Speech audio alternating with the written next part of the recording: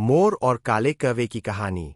एक बार की बात है, एक घने जंगल में पक्षियों का एक बड़ा झुंड रहता था। उस जंगल में हर प्रकार के पक्षी थे, रंग बिरंगे तोते, तेज उड़ने वाले बाज, प्यारे कबूतर, सुंदर मोर और सबसे अलग दिखने वाला काला कौवा। कौवे का नाम था कालू। कालू बहुत समझदार और मेहनती था, लेकिन एक समस्या थी, वह अपने रंग से बहुत परेशान था।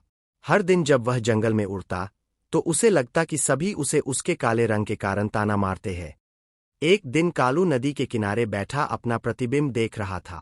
वह खुद को देखकर गहरी सांस भरता और बुदबुदाता, काश मैं भी मोर की तरह सुंदर होता, मेरे पंख भी रंग बिरंगे होते तो कोई मुझे पसंद करता। उसी समय सुंदर मोर माधव वहां से गुजरा।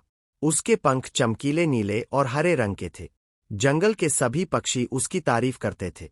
कालू ने उसे देखा और उदास हो गया। माधव ने कालू की उदासी भांप ली और पूछा, कालू, क्या हुआ? तुम इतने परेशान क्यों हो? माधव, कालू ने कहा, मैं इस काले रंग से थक गया हूं। तुम देखो, तुम्हारे पंख कितने सुंदर हैं। लोग तुम्हें देखकर खुश होते हैं और कोई मुझसे दोस्ती नहीं करना चाहता। माधव मुस्कुराया और कहा, रंग से क्या फर्क पड़ता है कालू, असली सुंदरता तो हमारे काम और दिल में होती है। अगले दिन जंगल में एक सभा बुलाई गई। सभी पक्षी इकट्ठे हुए, तोता, बाज, कबूतर, मैना और यहाँ तक कि नन्ही गौरैया भी। माधव ने सभा में कालू की समस्या के बारे में बताया। तोते ने कहा, कालू, तुम्हें अपने काले रंग से परेशान नहीं होना चाहिए। देखो, मेरे पंख हरे हैं, लेकिन मुझे उड़ने में बाज से मुकाबला नहीं कर सकता। बाज ने भी अपनी बात रखी, मेरी उड़ान तेज है, लेकिन मेरे पास गाने की वह मधुर आवाज नहीं है जो मैना के पास है। हर किसी में कुछ न कुछ कमी होती है।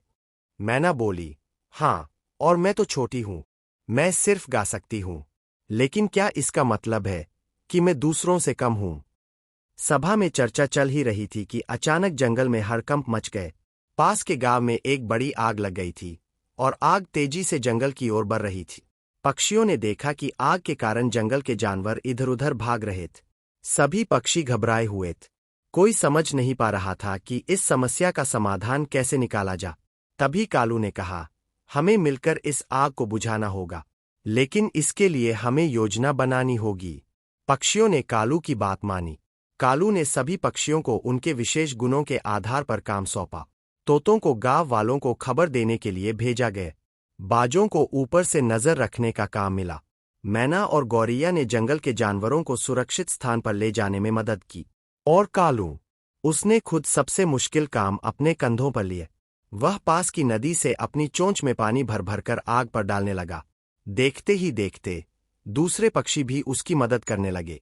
कड़ी मेहनत और टीम वर्क के कारण आग बुझा दी गई। गांव के लोग और जंगल के जानवर सभी पक्षियों के इस योगदान से खुश थे।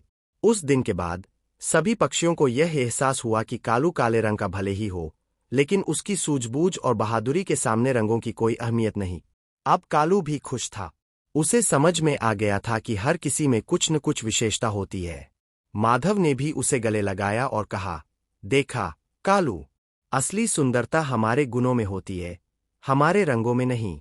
कालू ने मुस्कुराते हुए कहा, तुम सही कहते थे माधव, मैं अब अपने काले रंग से शर्मिंदा नहीं हूं।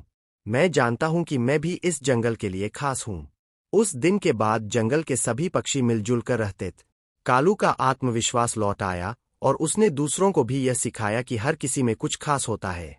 रंग, रूप और आकार मायने नहीं रखते, असली पहचान हमारे काम और गुणों से होती है।